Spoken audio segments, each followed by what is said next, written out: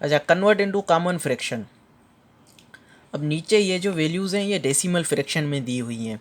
अब इसको common fraction में हम कैसे तब्दील करेंगे, ठीक है। यहाँ पे हमने लिखा 0.5। अब हम इसको जो है ना सोल्व कर रहे हैं। सबसे पहले हम क्या करेंगे, इसकी पॉइंट ख़त्म करेंगे। जैसे ही हम इसकी पॉइंट ख़त्म करेंगे, इसके नीचे क्या आ जाएगा, 1 आ जाएगा। अच्छा, पॉइंट ख़त्म करने के बाद जितने भी आगे नंबर होंगे, हम क्या करेंगे, नीचे उतने ज़ीरो ऐड करते जाएंगे, लगाते जाएंगे, ठीक है। हमने पॉइंट ख़त्म की, नीचे 1 आया। अब पॉइंट के बाद कितने नंबर है, 1 है, ठीक है। यहाँ पे हमने दिया 0। अब हम यहाँ पे बराबर की निशानी देंगे। अब ये यहाँ पे क्या वैल्यूज़ आ गई, 5/10, ठीक है। अब हम क्या करेंगे, ये जो ऊपर वाली जो वैल्यू है न्यूमरेटर और नीचे वाली जो है डिनोमिनेटर, अब हम ऐसा जो है ना टेबल लगाएंगे जो इन दोनों पे लगे, ठीक है। अब हम यहाँ पे देखें 5 है और यहाँ पे 10 है, ठीक है। तो यहाँ पे 5 का टेबल जो है ना लगता है 5 1 ज़ा 5, 2 5 ज़ा 10 बराबर 1/2। अब जो 0.5 को हमने जो कॉमन फ्रैक्शन में तब्दील किया है उसकी वैल्यू क्या आई है, 0.5 इज इक्वल टू 1.2, ठीक है। इसका ये सॉल्यूशन आ गया। अब नीचे अब आगे वाली वैल्यू देखें क्या है। आगे वाली जो वैल्यू है वो है 0.75, ठीक है। इसको हम सोल्व करेंगे, सॉल्यूशन लिखेंगे सबसे पहले, ठीक है। अब वैल्यू क्या है, 0.75, ठीक है। अब हम यहाँ से पॉइंट ख़त्म करेंगे, नीचे आ जाएगा 1। अब पॉइंट के बाद जितने नंबर होंगे उतने हम यहाँ पे नीचे क्या करेंगे, 0 लगा दे जाएंगे। अब 2 नंबर हैं, ठीक है, 1 2 बराबर 75/100। अब हम ऐसा टेबल लगाएंगे जो इन दोनों पे लगे, ठीक है। अब हम 25 का टेबल पढ़ें, ठीक है। तो 25 का टेबल 75 पे कितनी मरतबा लगेगा, 3 मरतबा।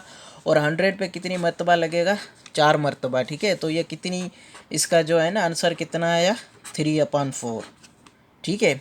0.75 जो था डेसिमल फ्रैक्शन में था, हमने इसे किस में कन्वर्ट किया, कॉमन फ्रैक्शन में। तो इसका आंसर क्या आया, 3/4, ठीक है। अब अगली जो वैल्यू है वो क्या है, 0.8। अगली जो वैल्यू है वो क्या है, 0.8, ठीक है। अब हम इसको जो है ना सोल्व करेंगे। सबसे पहले हम सॉल्यूशन लिखेंगे, ठीक है, ठीक है। उसके बाद हम क्या करेंगे, यहाँ पे 0.8 लिखेंगे और उसके बाद जो है ना हम इसकी जैसे ही जो ये पॉइंट ख़त्म करेंगे इसके नीचे आ जाएगा 1। अब पॉइंट के बाद कितने नंबर हैं, ठीक है, 1 नंबर है, तो हम यहाँ पे 1 0 लिखेंगे। अब ये क्या आ गया, 8/10। अब हम ऐसा टेबल लगाएंगे जो इन दोनों पे लगे, ठीक है। तो यहाँ पे 8 है और यहाँ पे 10 है, ठीक है। तो इस पे कौन सा टेबल लगता है, 2 का टेबल लगता है, ठीक है। 2 का टेबल 8 पे कितनी मरतबा लगेगा, 2 1 ज़ा 2, 2 2 ज़ा 4, 2 3 ज़ा 6 और 2 4 ज़ा 8, कितनी मरतबा, 4 मरतबा, ठीक है। और 10 पे कितनी मरतबा लगेगा, 2 1 ज़ा 2, 2 2 ज़ा 4, 2 3 ज़ा 6, 2 4 ज़ा 8, 2 5 ज़ा 10। इसका कितना आंसर आ गया, बराबर 4/5।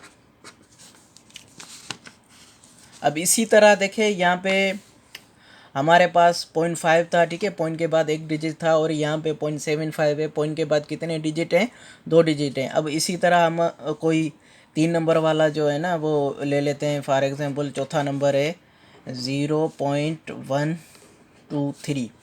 अब हम इसको जब सोल्व करेंगे, सॉल्यूशन लिखेंगे, ठीक है। यहाँ पे लिखेंगे 0.123। अब हम जैसे ही पॉइंट ख़त्म करेंगे नीचे आएगा 1, ठीक है। और पॉइंट के बाद जितने भी नंबर होंगे हम उतने क्या करेंगे, नीचे 0 लिखेंगे, 1 2 3, ठीक है। ये क्या आ गया, 123/1000। अब ठीक है, अब इस पे हम देखेंगे अगर कोई टेबल लगता है तो हम लगाएंगे, वरना हम छोड़ देंगे। अब यहाँ पे आप देखें ऊपर 1 2 3 है और नीचे जो है 1000 है, तो इन दोनों पे कोई भी टेबल जो है ना नहीं लगता, ठीक है।